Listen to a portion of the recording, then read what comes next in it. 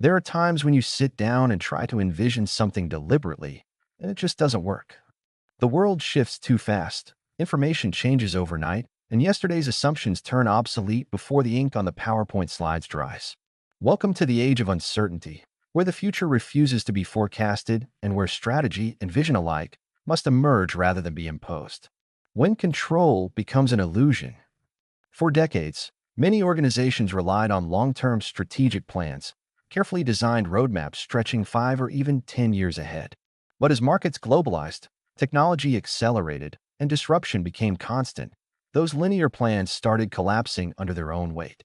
The truth is, in a complex, fast-moving environment, no one can plan the future in detail. You can't decide a vision once and for all. You have to discover it step by step through learning and adaptation. This is where the emerging approach to visioning enters the scene.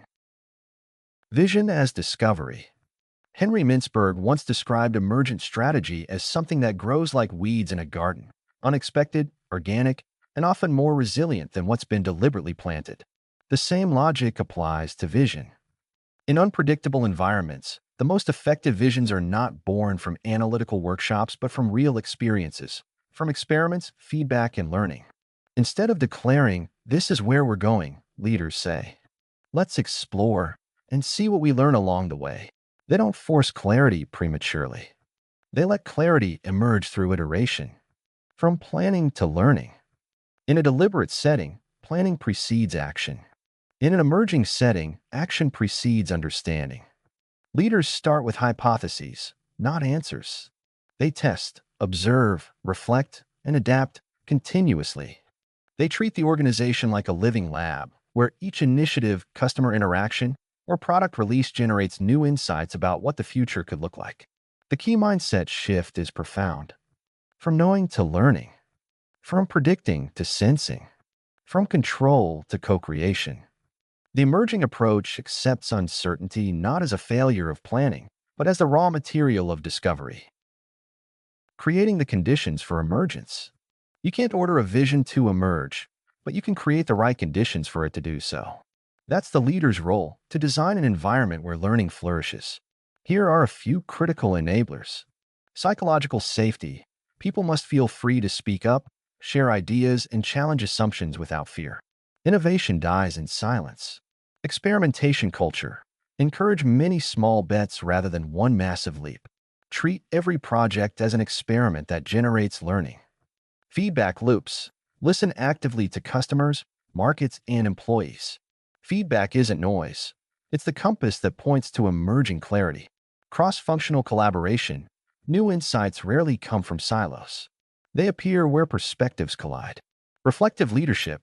Leaders pause regularly to connect the dots and ask, "Were we learning about who we are and where we're going?" When these elements align, vision starts revealing itself, not as a top-down declaration, but as a shared, evolving understanding. A living example. Think of how Spotify or Airbnb evolved. Neither company began with a perfectly articulated grand vision. Spotify started as a response to piracy, Airbnb as a way to help pay rent. Their initial direction was clear enough to start, but not rigid enough to constrain. Through iteration and feedback, they discovered what they were truly about. For Spotify, not just streaming music, but unlocking access to the world's creativity. For Airbnb, not just accommodation, but belonging anywhere. Their visions emerged from patterns of learning, from paying attention to what resonated with users and what didn't. That's the heart of this approach. Vision is something that grows out of reality, not in isolation from it. Leading with humility. Emergent visioning demands a very different kind of leadership. It's less about authority and more about awareness. Leaders become facilitators of exploration, not authors of answers. They replace the illusion of certainty with the discipline of curiosity. They don't say, "Follow me, I know the way," but rather, "Walk with me, and together we'll find a way." This humility doesn't weaken leadership. It strengthens it, because people are far more willing to follow someone who admits they're still learning than someone who pretends to know everything. Patterns over plans. The challenge in the emerging approach is not to impose direction too early, but also not to drift endlessly. That's why leaders need to constantly look for patterns, recurring signals that hint at the emerging vision. For example, Which customer problems keep reappearing across different markets? Which internal innovations repeatedly generate energy and excitement? Which behaviors consistently produce success? Patterns reveal purpose. Once leaders recognize them, they can start articulating what the organization is becoming, often before it's fully visible. This is how vision solidifies over time, not by decree, but by discovery. Vision as a collective journey. Perhaps the most beautiful part of the emerging approach is its inclusiveness. Vision is not crafted behind closed doors. It's co-created across levels. Every learning cycle, every small success or failure contributes to refining what the organization stands for. This collective evolution builds ownership and resilience. When everyone contributes to shaping the future, everyone feels accountable for it. It's less about selling the vision and more about sharing the discovery. The paradox of emergence. At first glance, emergence looks chaotic. Experiments run in parallel. New ideas constantly surface. Directions shift. But within that apparent disorder, order is forming. Emergent clarity is more robust because it's reality-tested. It doesn't crumble under change. It adapts with it. It's not a castle built on assumptions. It's a structure shaped by experience. That's the paradox. The less we try to control vision, the more authentic and sustainable it becomes. From exploration to articulation. Eventually, patterns converge. Insights accumulate. The organization starts seeing its own reflection, clearer, sharper, more confident.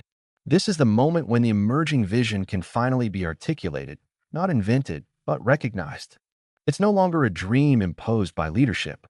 It's a shared understanding born from collective learning. And once that clarity appears, strategy follows naturally.